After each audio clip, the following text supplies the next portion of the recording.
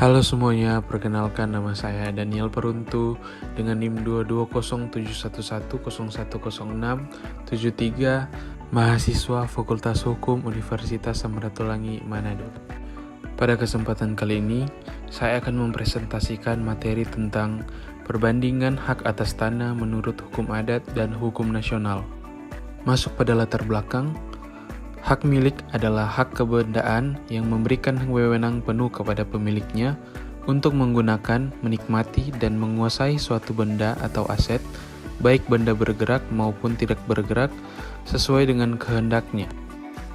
Perbandingan hak milik atas tanah dalam hukum adat dan hukum nasional di Indonesia memiliki akar sejarah yang panjang dan mencerminkan perbedaan mendasar antara prinsip kolektif dan individual dalam kepemilikan tanah. Hak individu atas tanah dalam konteks ini hanya sebatas hak garap atau hak pakai, bukan kepemilikan penuh seperti yang dikenal dalam hukum nasional. Masuk ke dalam pembahasan. Dalam hukum adat Indonesia, hak milik merujuk pada hak atas suatu objek atau benda yang diakui dan dilindungi oleh norma-norma adat yang berlaku dalam masyarakat tertentu. Konsep dasar hak milik dalam hukum adat yaitu hak milik bersifat kolektif, hak milik yang terkait dengan tanah dan sumber daya alam, hak milik yang berhubungan dengan kewajiban sosial, hak milik sebagai warisan budaya, penyelesaian sengketa berdasarkan musyawarah dan mufakat, pengaruh terhadap hukum nasional, dan yang terakhir perbedaan dengan hukum positif. Pengertian hak milik dalam hukum nasional.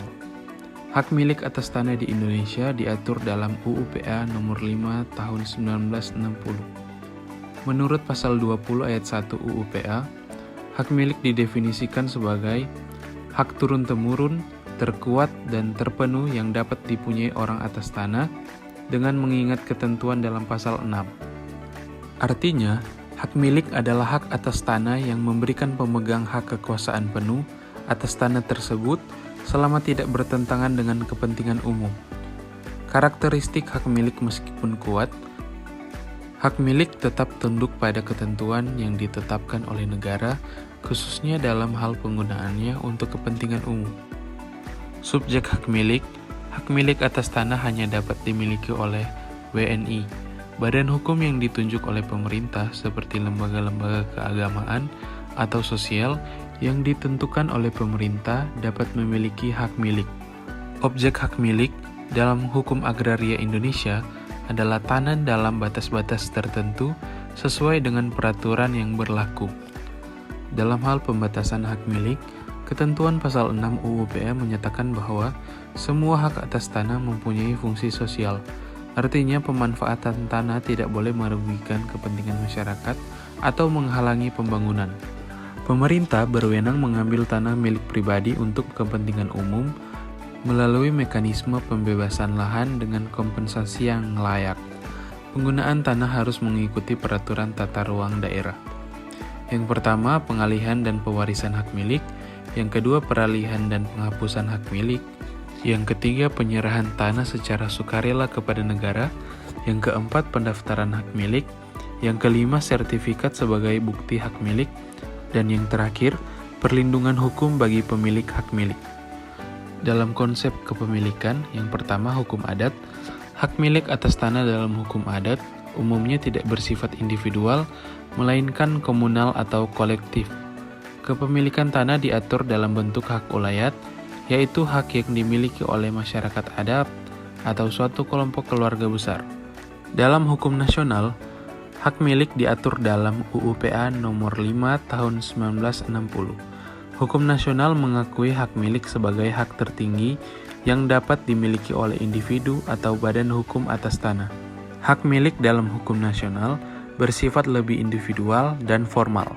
Dalam hal status dan pengakuan hak, hukum adat, hak ulayat atau hak komunal diakui oleh hukum adat, tetapi tidak selalu diakui secara formal oleh hukum nasional, meskipun UU PA mengakui keberadaan hukum adat selama tidak bertentangan dengan kepentingan nasional dan peraturan yang berlaku.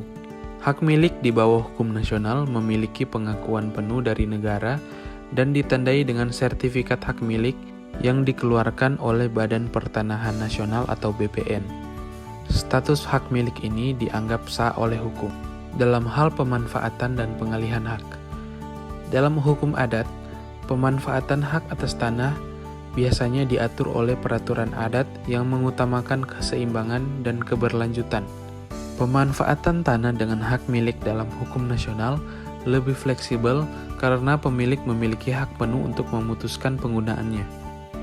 Upaya yang dapat dilakukan untuk menyelesaikan konflik tanah dalam konteks hukum adat dan hukum nasional adalah: yang pertama, mediasi dan musyawarah antar pihak, pengakuan hukum terhadap hak ulayat dan hak adat, integrasi sistem hukum adat dalam proses peradilan, reforma agraria yang inklusif dan partisipatif, inventarisasi dan pemetaan tanah adat, pendidikan dan sosialisasi hukum bagi masyarakat adat dan nasional, konsultasi publik dalam proyek pembangunan, dan yang terakhir, penetapan dan perlindungan kawasan hutan adat dan tanah adat.